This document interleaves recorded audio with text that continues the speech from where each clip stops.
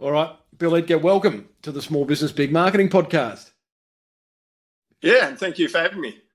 Now, I'm in a bit of a conundrum, Bill, because you are a businessman. This is a business podcast, but your story is so exceptionally unbelievable that I feel like we need to go back in time and understand Bill Edgar from the very start. So if you'll allow me the indulgence and tell me if I dig too deep, brother, but here we go. So you're the son of a famous gangster. That's where it all started. And what I'm really wanting to understand is how's this formed you being the Coffin Confessor, a private detective and all that kind of stuff. A famous gangster. Tell us about your old man briefly.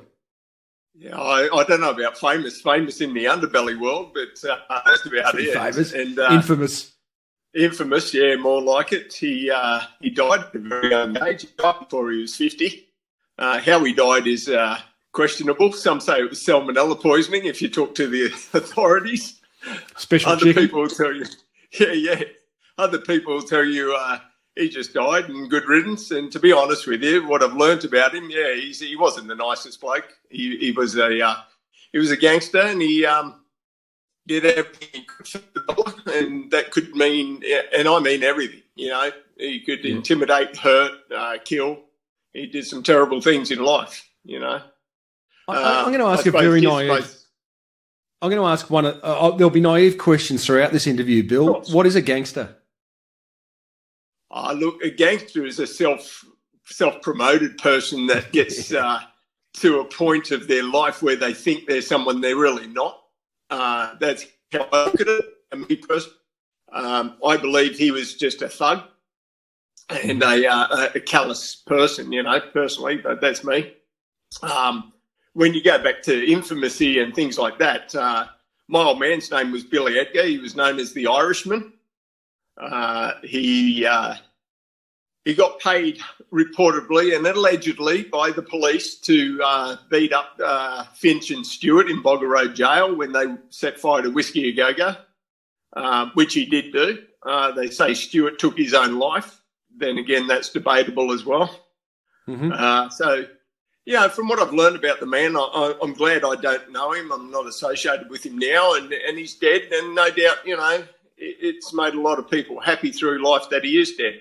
I mean, you see these people on Underbelly and all that, and the front people, it's the back people you got to watch. And I call them the ghosts. You got to watch those people. In business and in life.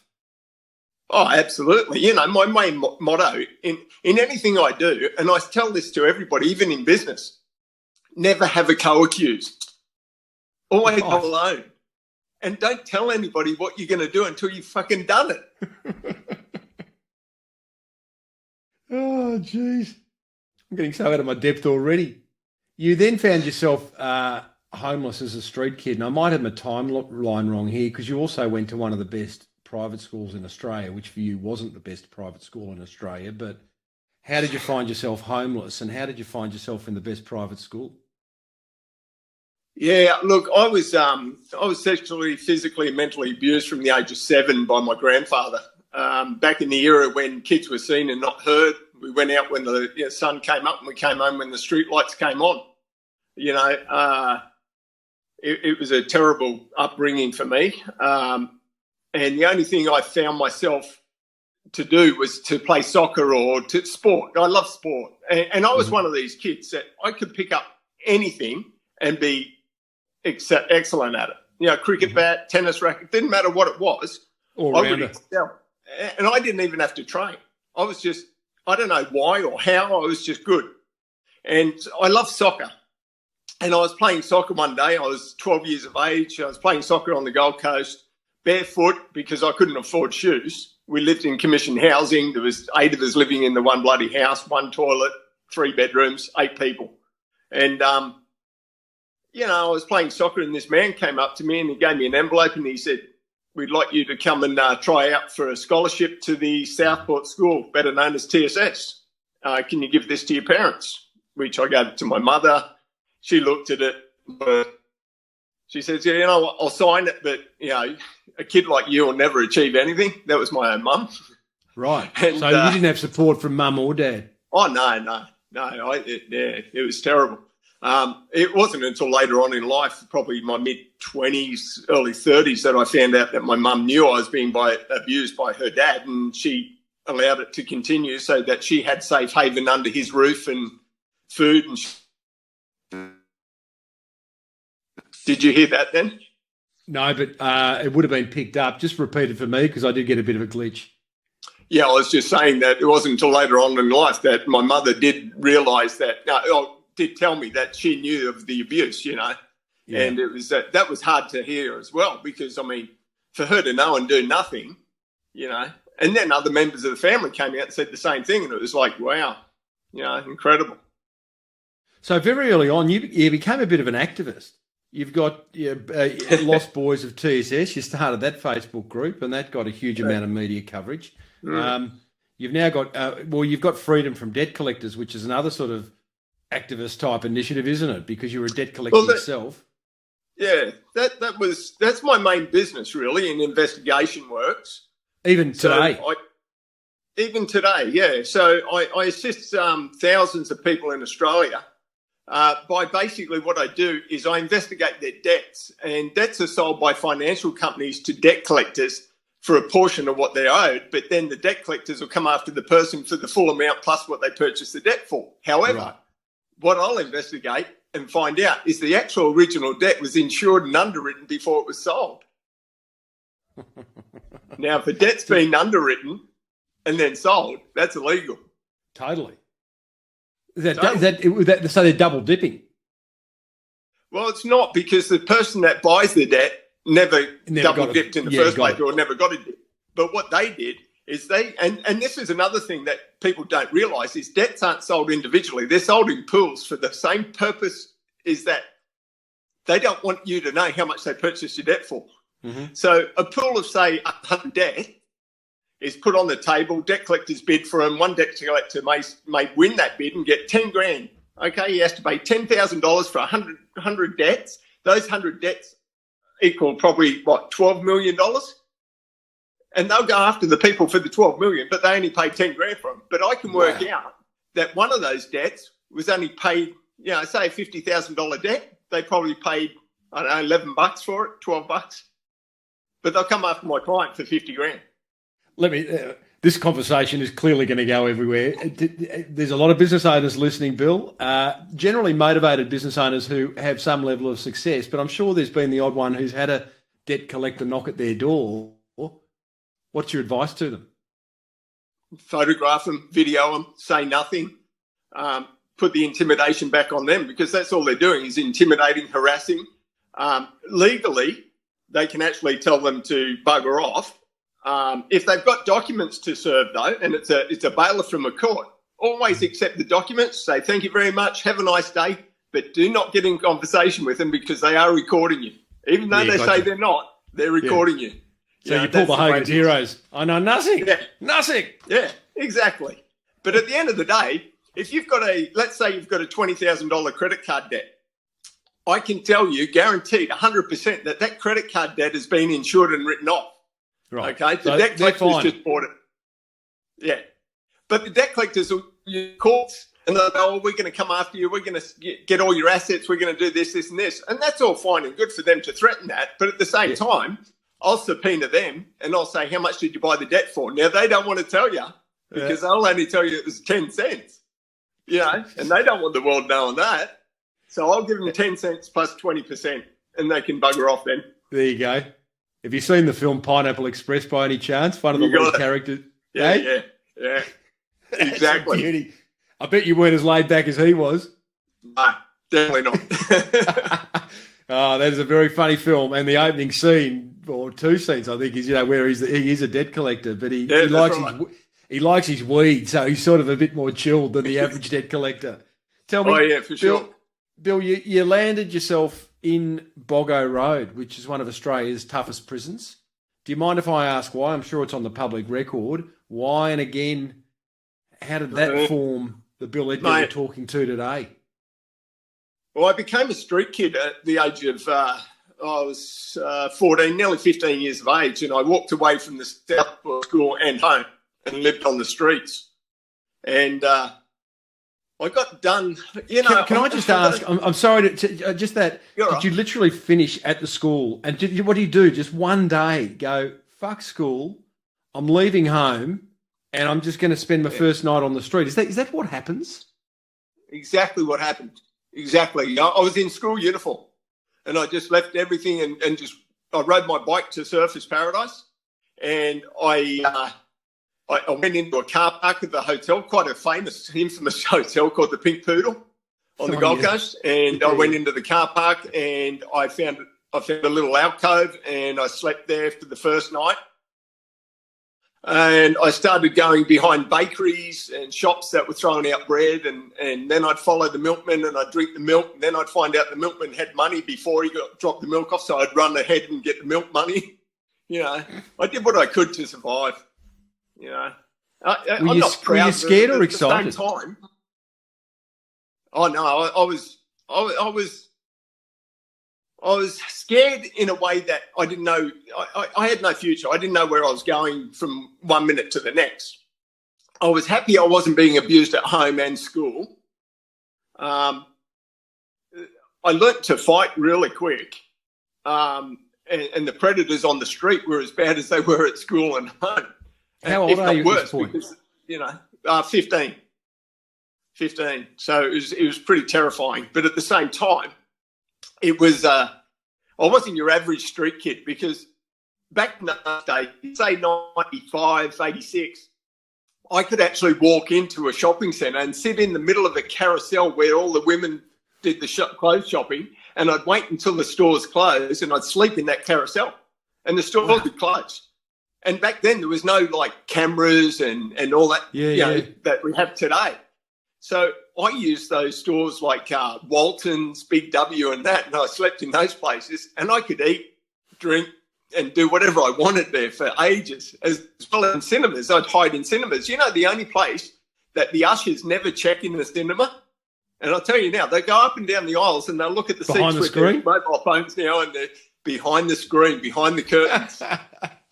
I always, as a kid, wanted to go behind the screen. I bloody should have. There would have been others. Yeah. So how did that all? How did that all escalate from, you know, innocently spending a night in a department store's, you know, change room and behind the screen at the local cinema? How did that escalate to you being in one of Australia's toughest prisons? Well, I was on the streets for 2 years. I was 15 to 17. It was my 17th birthday. And I've done what you call demanding property with menaces. So, and admittedly, I broke into a lot of houses and a lot of shops and a lot of places. And the main thing I'd steal was food. It wasn't money, it wasn't cars. I never did any damage to anybody's property. It was food. I was always frigging hungry. And I mean hungry. And clothing. I was cold in winter, hot in summer. You know, you get the drift. But anyway, I ended up, 2 years. It was my birthday. I got in trouble. Police caught me and they took me to court. And in Queensland, you tried as an adult at 17. I'd just turned 17. Ooh, and they said, timing. Yeah. And the judge looked at me and the police prosecutor walked up to me and he says, it's not a jailable offence. You know, it's a misdemeanor.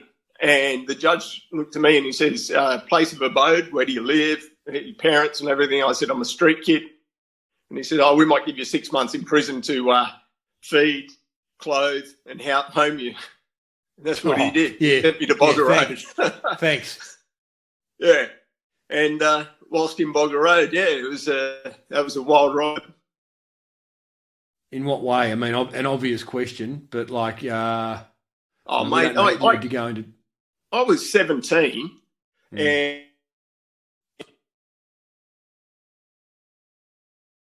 sorry, you still got you? Yeah, gotcha. Yeah. So I was 17 and I say only probably two other prisoners that were my age. So I was one of the youngest prisoners ever to walk into Bogger Road. And they put me in a yard, say, 30 men. And I didn't realise, I didn't have a frigging clue about jail, only that it was a bad place to be. But they put me in a yard of 30 pedophiles. I didn't know. Jeez. I had no idea. But once I found out, and I found it really quick, Yeah. I ended up hurting them, but I hurt myself as well by hurting them because I got placed in isolation and a few other places, Right. And it was a guy that came up to me. This guy came up to me and he wanted to befriend me and all this. And he sort of needed protection. And I was I could handle myself by then. I really could.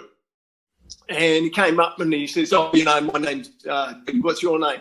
And I said, "Billy, why? What's the problem?" And he goes, "Oh, they're after me. They're after me." I said, "Who's after you?" He said, "They're all after me." And I'm like, "Oh, fuck them. They're on the other side of the yard. Who cares, Anyway, the screw came up to me and he said, "That's Barry Watts." And I said, "I don't know. Who's Barry Watts?" And he said, "Oh, he just killed him. His wife just dragged Shani King away and raped her and killed her, little schoolgirl."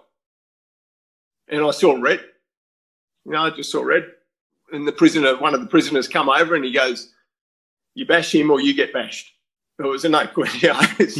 Simple answer for me, no brainer. Wow. And that ended up being, but it wasn't, and that went on for a while, in and out of jail. And it wasn't until I met a prison guard named Paddy O'Connor, an Irishman, big Irishman. And my dad was a big Irishman, and he was known as the Irishman. And this Paddy O'Connor knew my old man when my old man was in jail in 1973. And he said to me, he said, "Billy," he says, "you keep doing what you're doing, you'll never leave Bogger Road, ever. Be a better man." And I said, "What do you mean?" He says, "Your old man was a thug and a bad man. Be better." Stuck with me. He turned my life around in that jail. Just like He that. really did. Oh, just like that, mate. Just like that. The day I was the only prisoner to be released on a Sunday morning. Right? And they walked me out of Bogger Road, and Paddy O'Connor was standing beside me when I took my shoes off and placed them beside him and walked off down Bogger Road barefoot, or with socks on, barefoot. And I can still hear today Paddy O'Connor going, Billy, what are you doing with your fucking shoes? Come and put them on." And I'd turn around to him and I'd say, "They brought me in here. They ain't bringing me back. I don't need them.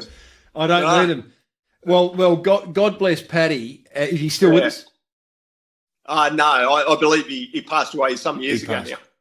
Yeah. You met your wife, Lara, at the age of 16, Bill, who has been, from what I've read, your rock. You're at the foundation of the man you are today. How did you meet Lara at 16? Because you're in the clink. Well, she's the reason that people are alive today, including myself. If it wasn't for her, those that hurt me would be dead. Absolutely. In a heartbeat. But she's the reason. She pulls you back. Yeah, absolutely. But I met Lara. Lara was on her way to be an Olympic swimming champion. She really was. She was 15 years of age. The story gets better. Oh, yeah. She was swimming with an Olympian named Robbie Ney, who was a great swimmer of his time, and he was a coach. And Lara had beaten Tracy Wickham and all these people. She was just blitzing it. She was doing well at 15. And I was still a street kid, and I saw this clothesline with a school uniform on it, and I jumped the fence and I put the school uniform on and then ran across the road to the school. And I just walked into the school. I was a boys' school uniform. Yeah, it was. Yeah. But I went into it's called the Southport State School, and I walked into this school and I saw some kids I thought my age, and I asked them what year they were. They said year 11. I said, "Oh, cool, so am I. I'm a new kid." And they, "Oh, yeah, you'll come with us." So I went with them, and I walked into this classroom, and this teacher says, "Oh, I didn't know I had a new student." And I said, yeah. And she goes, "Okay, take a seat over there. What's your name?" and all this, And as I've grabbed a seat, this young girl behind me says to her best friend, "I'm going to marry him one day." No. 38 years later, we're still together. That's incredible. Oh, mate. Yeah, incredible. When did she tell you that she was going to marry you? The same day? Yeah, no, she's told me from the day she met me, she was infatuated and couldn't, she had to be with me. And I think she just saved me. The unfortunate thing is she gave up her swimming career to save me. Bill, we're going to talk about the fact that you're the Coffin Confessor and a whole lot of stuff that you've done that is going to blow my listeners' minds as much as it did mine when I read about it. From what I've read about you, you're an atheist. You deal with death all the time and dying people.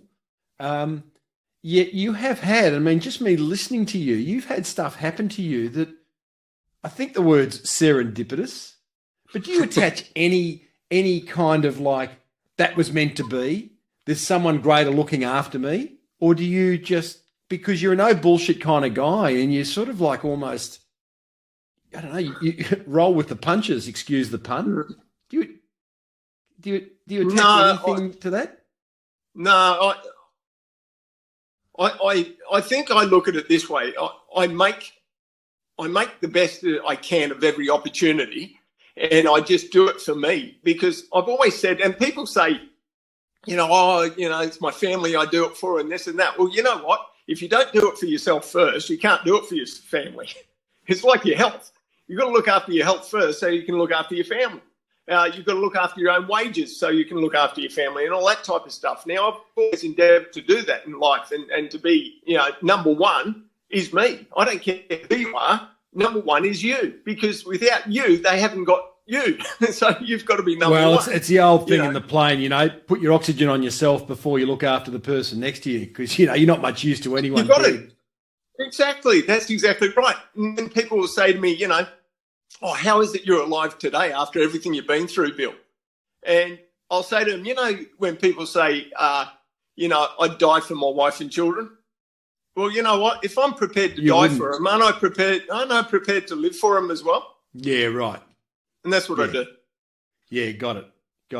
Serendipity may be a little touch, but I don't know. Well, I just, I'm almost too scared to get woo with you, Bill, because I don't know where it'll go, mate. But there is something in here where you go, I just think serendipity is the way something, and I'm not religious either. I'm spiritual, but I'm not religious. But it's surely some serendipity is the way the universe tells us that you're on the right path, and you've had some seriously serendipitous events happen in your life. Mm. Oh, absolutely. So let's talk about the next serendipitous event. Quite a big word for both you and I, Bill, so I won't use it again.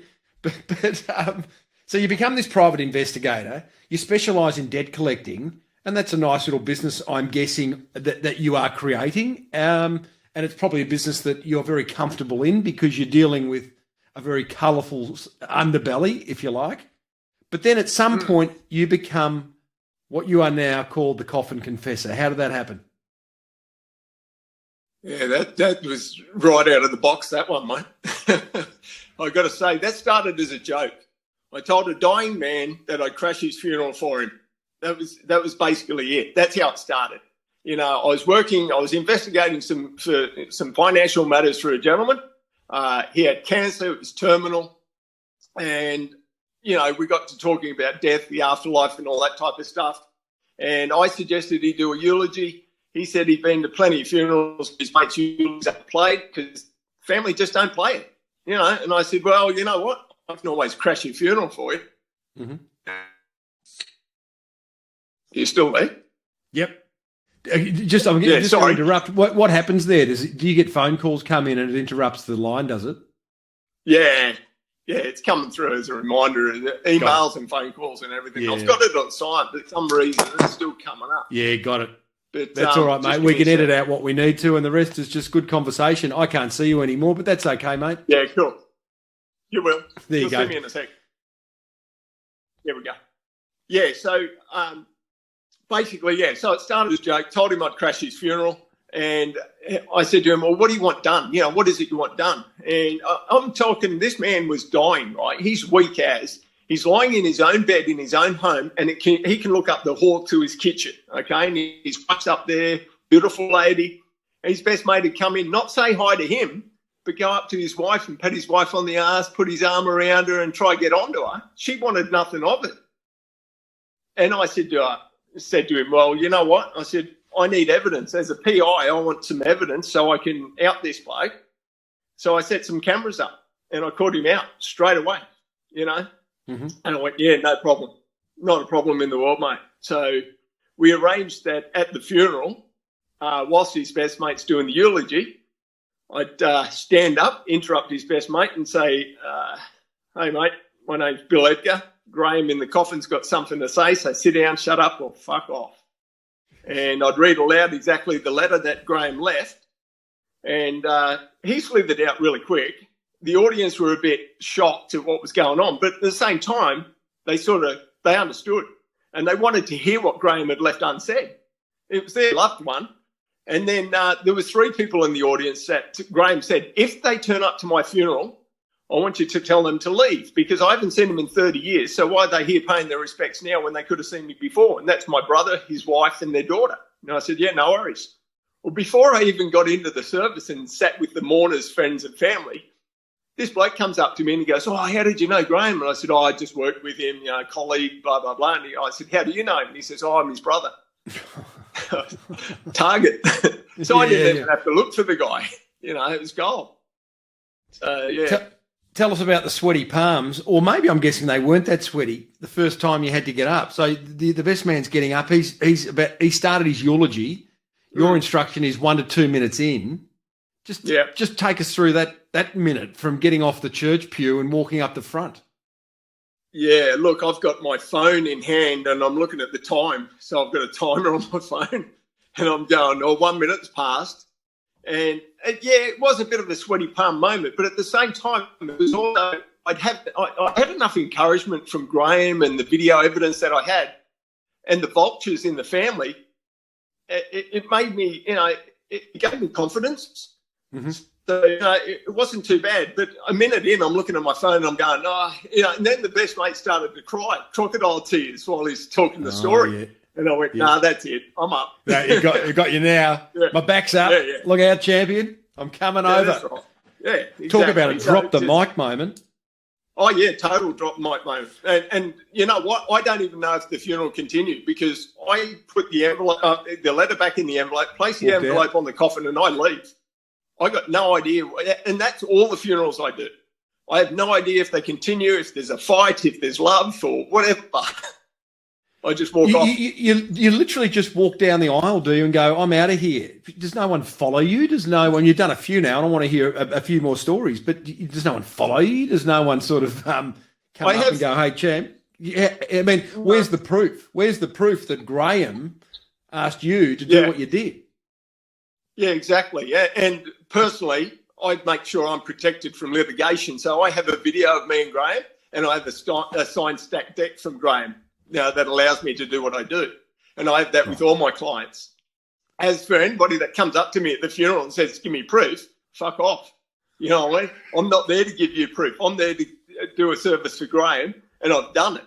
Like it or loathe it, I don't give a shit, mate. Yeah. But if you've got a problem with it, go to the police and get the police to come and see me because I'm not about to give it to you. Yeah. And that's how I work. Now, when I left Graham's funeral, yes, a young girl followed me out, and she came up and she said, oh, Dad would have loved that. And thank you for doing that for Mum. And that made me feel really cool. I felt great, And another girl who was behind her said that she'd contact me.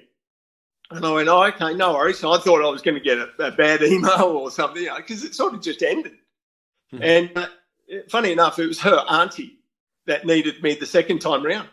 And she said, my auntie needs to see you, and she needs to see you now. She's in hospital. She's dying. And on the way home, I stopped at the cafe, and I'm sitting there having a coffee, and I'm winding down, and I'm thinking, could this be a fucking business? There's surely people don't need this. And then I thought, well, maybe they do. And then I thought, I need a name. And then I thought, well, what can I call myself? Can't be Funeral Crasher. Can't just crash funerals. And then I thought, yeah. And then I Googled it and I thought, nah, Funeral Crasher just was too hard. It was sort of, yeah. And then what do I do? And I went, well, I confess to people in front of a coffin. So I'm a coffin confessor. And that's how the name came about. Yeah. And then I realized that every funeral I do, I actually walk up to the coffin now, and I walk up really slowly. I'll get to the coffin, and then I'll announce who I am.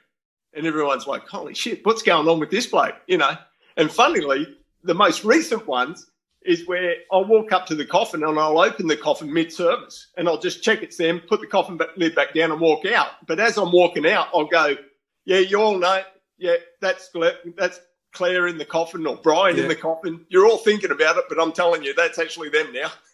Because you can go to some funeral and it might not be them. Really? Oh, As in they put the wrong person in the coffin, or you're at the wrong funeral? No, the wrong person in the wrong coffin, or, it's the wrong place, or there's always something that may go astray. You hear it all the time. And I've been to funerals too in the past where I've sat there and I've gone, I wonder if that's Uncle Robert in the bloody coffin. No one fucking knows. Could be an empty coffin. Who knows? That's right. Unless you're going to go up and open it. No one knows.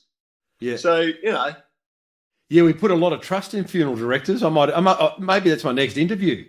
So you do Graham's funeral. You walk out. His daughter thanks you. A lady behind her comes and says, "Hey, listen, I need your services for my dying aunt." So you go. You're in a cafe. You think, "Well, hang on. There's two. Is there a business here?" Did it very quickly escalate into a business? Oh, yeah. As soon as the media got hold of it, it did. But how did how did they get hold of it? After Graham's funeral, or? Yeah, someone told some media bloke on the coast here that I interrupted the service, and then he was a reporter, obviously, and the reporter got on to me and said, "Did you do this?" And I said, "Oh, mate, that's personal." No, I didn't worry about it. And then when I did the next funeral, that got around, and then he went, "Mate, are you the Coffin Confessor?" And I said, "Yeah, mate." So I did this one story, and it just went, it went nuts. And funny enough, though, it didn't actually go nuts on the funeral crashing. It went nuts on the home sweeps. Oh, yeah. Well, tell us about it, because you, as the Coffin Confessor, you do funerals. You crash funerals. What are the other services that you offer? Yeah, so one of them's home sweeps, where I'll go to people's homes and I'll clear them so their family and friends don't find personal items like, sex toys, drugs, whatever it is. They want it removed. Or they want it removed and taken back to their hospital bed in palliative care so their family and friends don't find it and they want to deal with it personally. So I'll do that for them. A lot of times, I'll say to them, why and what's the need for this? Why can't you? And they'll go, look, it's quite embarrassing what's at home. One gentleman, 88 years of age, had a sex dungeon he wanted removed from his home. He had 3 sons. He didn't want his sons finding that. Build their own. I mean, he was just he was upset that he couldn't return home to get rid of it all. So I did that for him, and he was elated. How does that work? He says, "Hey, Bill, come and visit me on my deathbed. I've got a sex dungeon at home that I need you to clear out. Here's the keys to the house." Now, maybe he was living alone, so that would have been easy. On the assumption that he's still got a wife or children there, what do you do? Do you knock on the door and say, "Hey, how does that work?" Yeah, look, most of the time it's either the person's alone or living alone, or if they are together or husband, wife, either way, I'll go and introduce myself and I'll say to the people, "Look, my name's Bill Edgar. I am a Coffin Confessor. Your husband, who's laying in palliative care, has asked me to come and remove some items. You may know of these items, you may not know.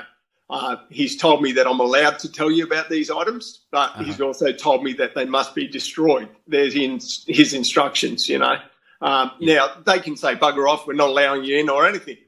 Okay, not a problem. I'm not going to break the law. I'll go back to them and I'll say, this is what happened, Other times they'll say, oh, the wife's coming to visit me.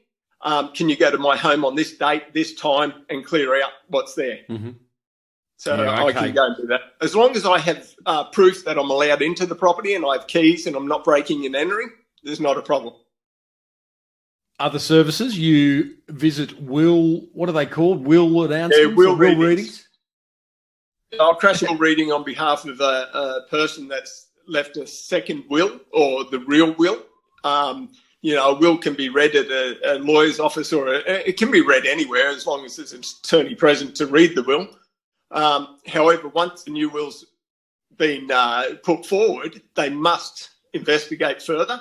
And this lady hadn't even died yet. She was on her deathbed, and her son and daughter actually fighting about who's getting the car in the car park and the money in the bank. And she's still alive. She's in bed, and they're fighting at this. And then the son goes, "I'll just take the rings off the finger then." And I'm like, "Yeah, well, over my dead body, you will." And we organised the doctor, sound of mind, barrister came in, new will, and we presented the new will. Yeah, they weren't happy, but I don't care, and they can contest it all they want. But that's the whole point, is that my client wants it to make it hard as possible for them. I mean, why should they fight over, her assets and not care about her? Yeah, yeah. And there it becomes the vultures in the family again. So I've got no care or concern for those left behind. Going in, Bill, and again, you're a very pragmatic man, so I think I know the answer before I ask the question, but your mindset is purely, and as all should business owners, you represent your client. Your client is front and center. Not only are they paying you, but they've also employed you. They've asked you to do the job. So is that what's in the front of your mind when you're going to doing everything? Absolutely. First and foremost is my client. Because when I meet my client, like any business person, when you first meet a client, you look into what they want and you'll investigate in your own way. You'll do your due diligence. Me, I go above and beyond that, and I have to, because I want to know more. And I get to know these people's dirty little secrets, their loves, their desires, their hopes, their dreams, all before they die. I get to know their intimate life in such a short time, and I'll know more about them than they've been with their husband for 30, 40 years. And I've only known them for a month, What a privilege. Oh, it is. It is. It's a beautiful thing, because, I mean, the funerals that I crash, they're not all revenge or, there's good, bad, funny, sad. There really is. There's a whole range. Well, let's go through that, because, and I do, and I know everyone right now who's listening to this is going, ask him what he charges. I'm going to ask you that shortly, but let's just go through, whether it be a funeral, a will reading, a house clearing, whatever it may be. Let's go through some scenarios. What's the weirdest thing you've had to do as the Coffin Confessor? Oh, the weirdest and most confronting thing would have to be going to the viewing of a body and pinpricking the body to make sure the bloke was dead. That was his request. Yeah, he was petrified of being cremated alive or buried alive.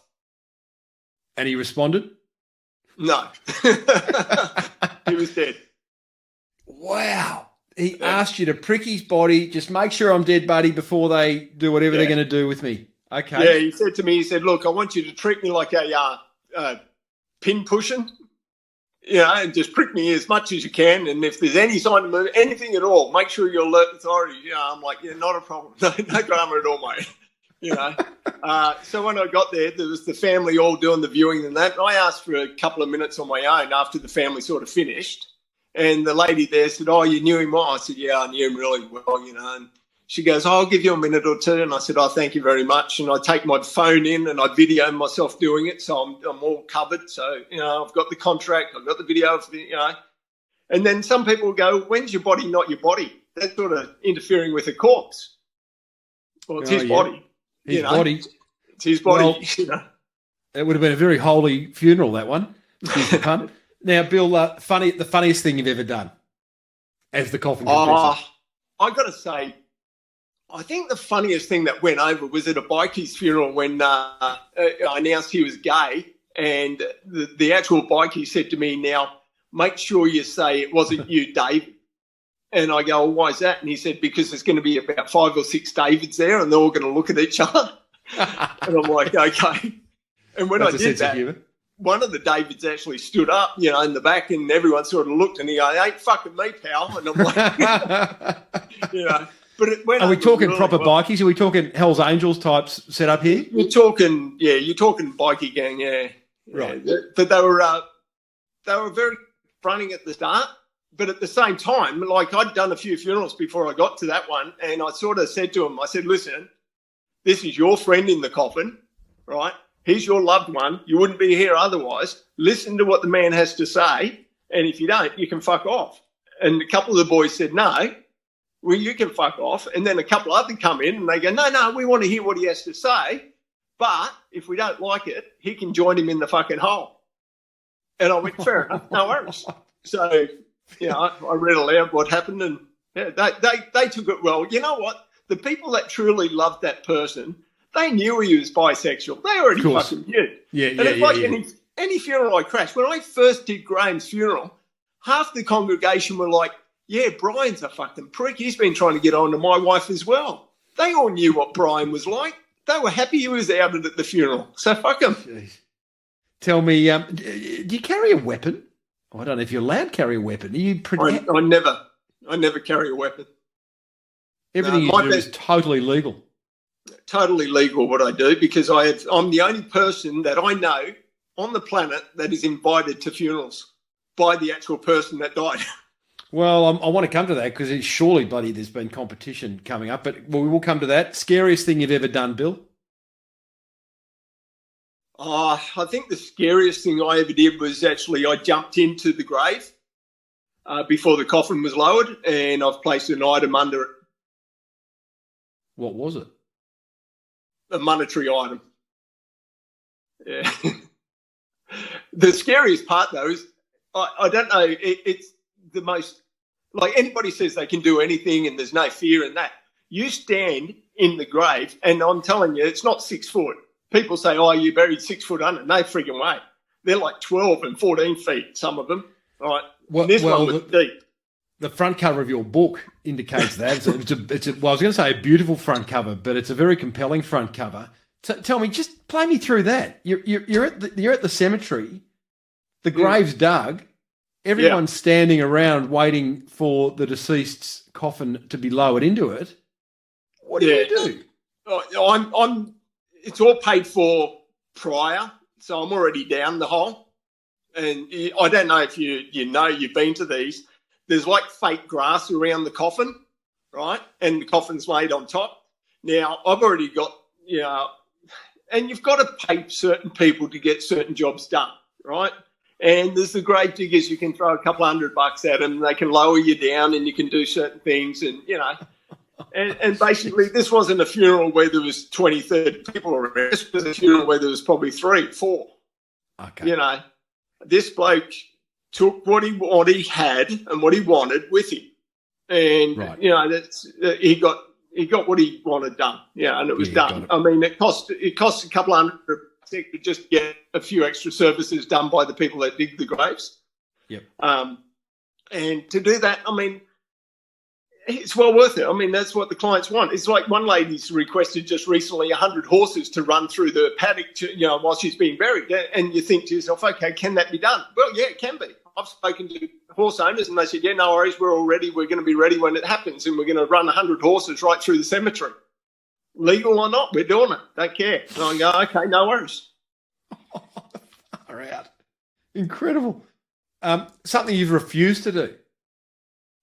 When I first started, I don't refuse to do it anymore, but I won't be. When I first started, I said I won't be a suicide note. I didn't want to be a suicide note. And then I thought to myself, you know what? It's what I do anyway. I'm confessing to people on their behalf. Yes. So I really am. So I would do a suicide. And this lady who did take a life, she had no one in life. She had no one. No one. You know what? She had absolutely no one that I had to go and collect her ashes and put them in the ocean. It was just one of those things. But yes, I would be. It's something I thought long and hard about, and then I thought, yeah, I'll do it for sure. I read somewhere, Bill, where you won't kill the deceased's pet, because I think you've been asked that previously. Is that right? Or at least have them buried with their pet? Yeah.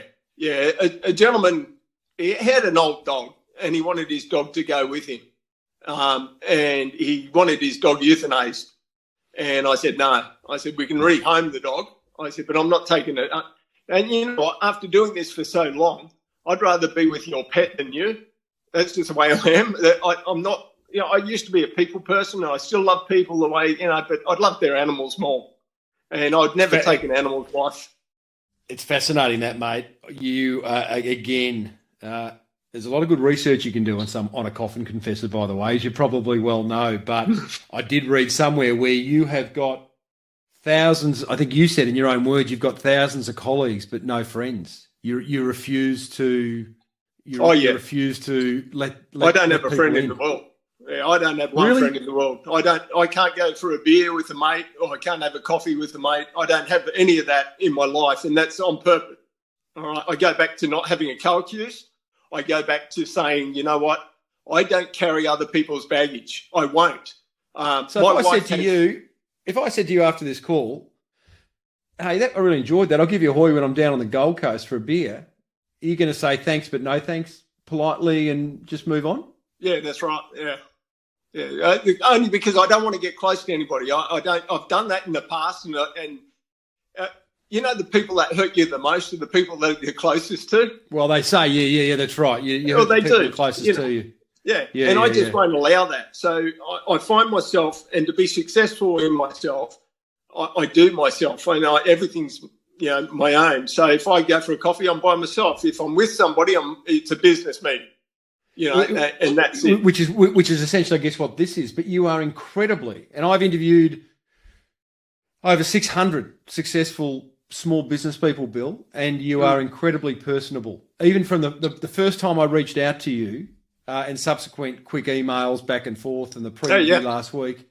So you are you're a marketer's nightmare, mate. You couldn't pin you down. Well, that's the thing. You have people that will say to me, have people gravitate towards me, which is fine, but I keep them at arm's length. I just say to them, look, I'll help you where I can help you. I'm not your mate. I'm not a friend. I'm not a very good friend because I won't stay in contact with you.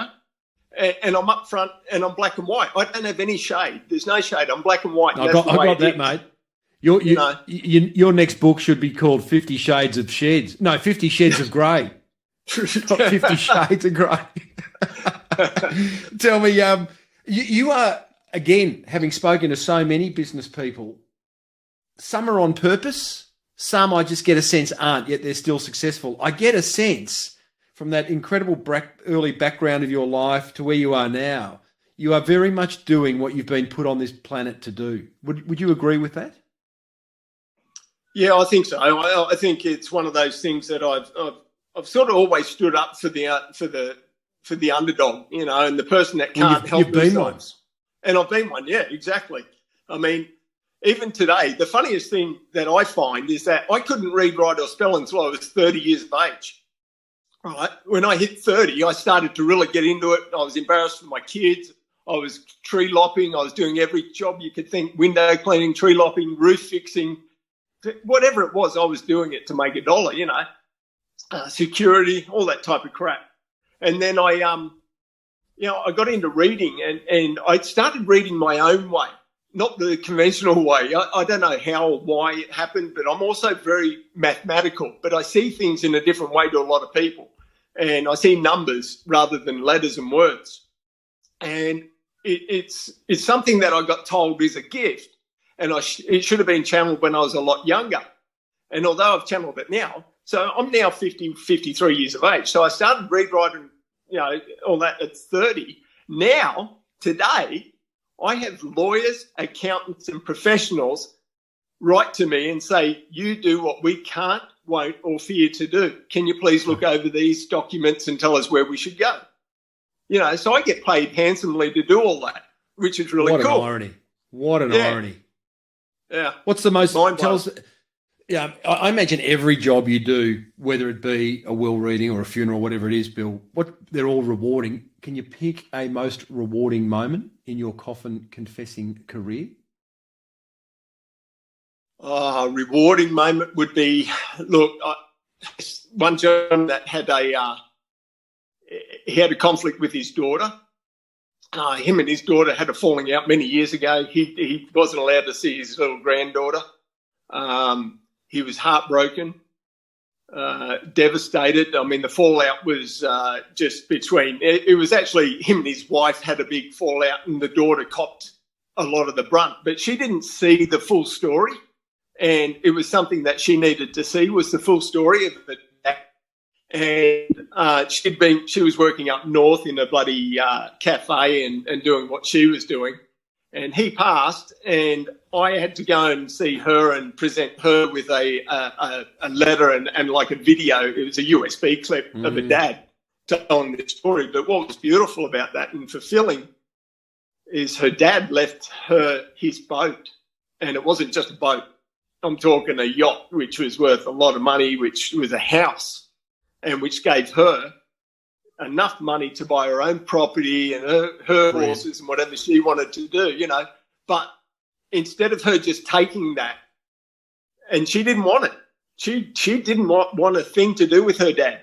And it wasn't until probably a week, no, it was a bit more, probably 10 days later, that I received a message from this girl that said that she finally saw her dad in the USB, and she was gutted.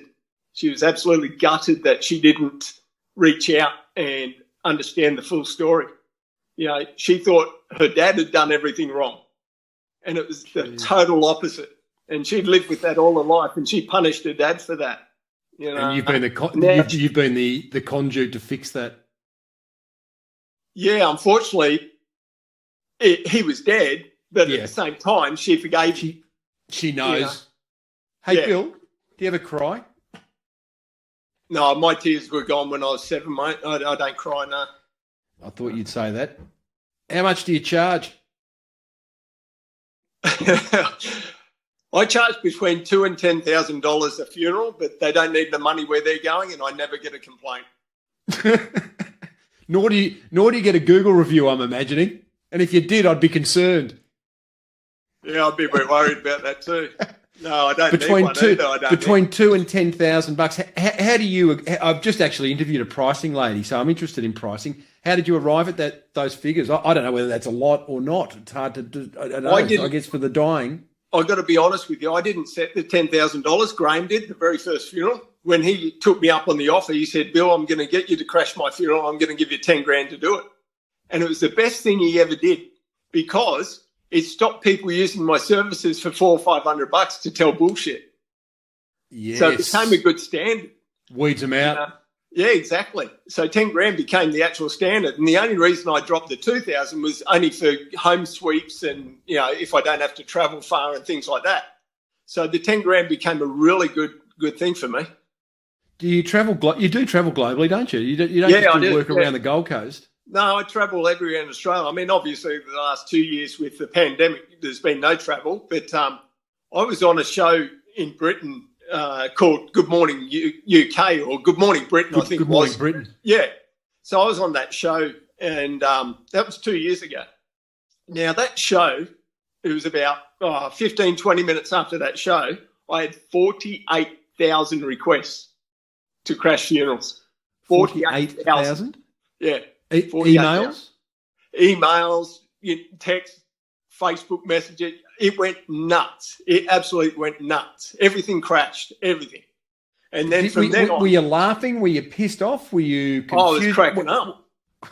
I couldn't believe it. I was just like, and some of the requests, they weren't all from dying people. They were just from people, you know, just saying what they wanted at their funeral and how can I be a coffin confessor, and all this just went nuts. And now, and that went from like the UK, and then obviously the book, I brought out a book, and then the book went worldwide, you know, and that went nuts. And then all of a sudden this guy gives me a call, and this is something in business that you should never do, but I do.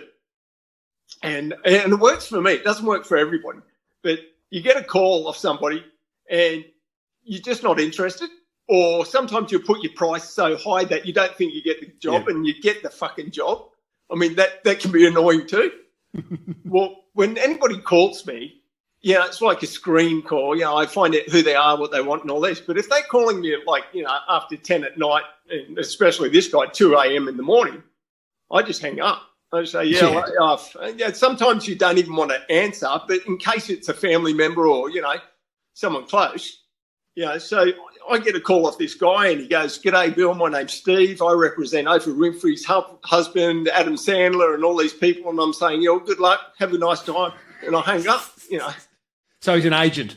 He's an agent, yeah. And then he phones back and he says to me, "No one's ever hung up on me." I said, "This is the second time then." So I hung up again. And I put my phone on silent. And I could hear it buzzing, but I didn't care. I just went back to sleep. And then in the morning, he said, "Bill," he said, "listen, I've got to tell you." He said, "We got to talk." He said, "I've just seen you on the US and UK, and we got to talk. I'm your agent." And I said, "No, you're not." He goes, "Yeah, I am." He said, "I can do these things for you." And I said, "Yeah, whatever, go and do them then and let me know how you go." Well, 2 weeks later, he came back with contracts. And he came back with a contract from Paramount Pictures for a movie. And there was another one for a reality show and another one for a drama series, and all different people, different companies globally. And he said, look, I've just spoken to Adam Sandler. I've just spoken to Chris Rock. I've just spoken to a couple other people, and they're really keen on looking into this. What do you reckon? And I went, yeah, okay, let's do it. Agent. So actually you ended up taking him on. Is he still your agent? Yeah, he's still my agent. Yep. So they actually he's still my agent. So on Wednesday, in 2 days' time, I'm actually meeting the Coffin Confessor. What do you mean? Well, the person that'll play the Coffin Confessor in the movies. Yeah, face-to-face or virtually? No, it'll be virtually, but I'll be going over there soon, and yeah. And who is it? Can't tell you. Have you mentioned his name?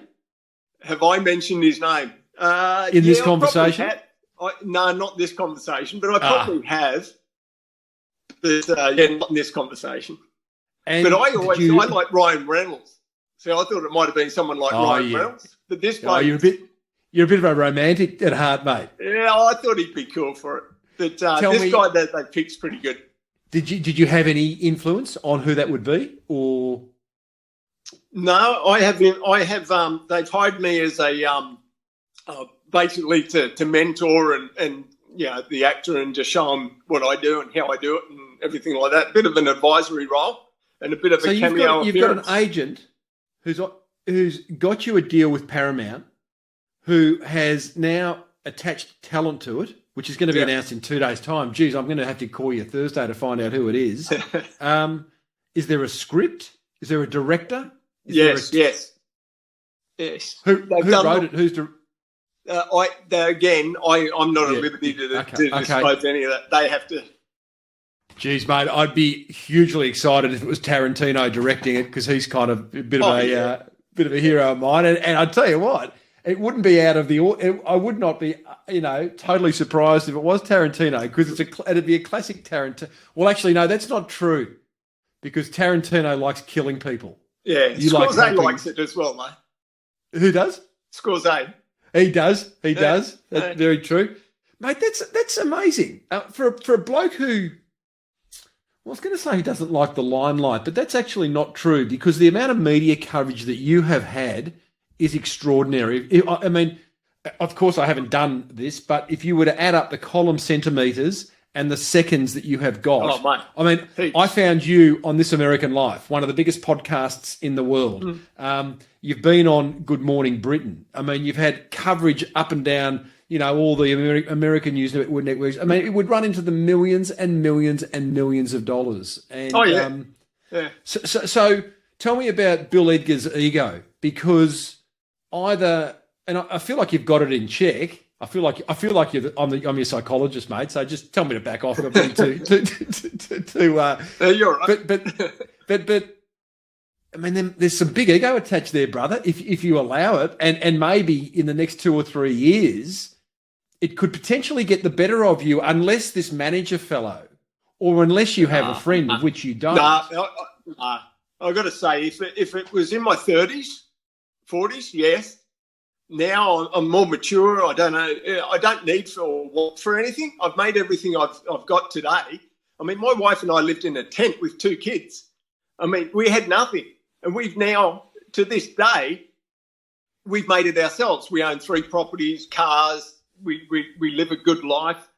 We do hard work, both of us, and done all before anything even comes in. So I don't want or need for anything. All this stuff is just. I look at it as a bit of fun. I'm enjoying the ride, but I mean, it's not like I'm going to, be a big head or anything else and fly my own jet.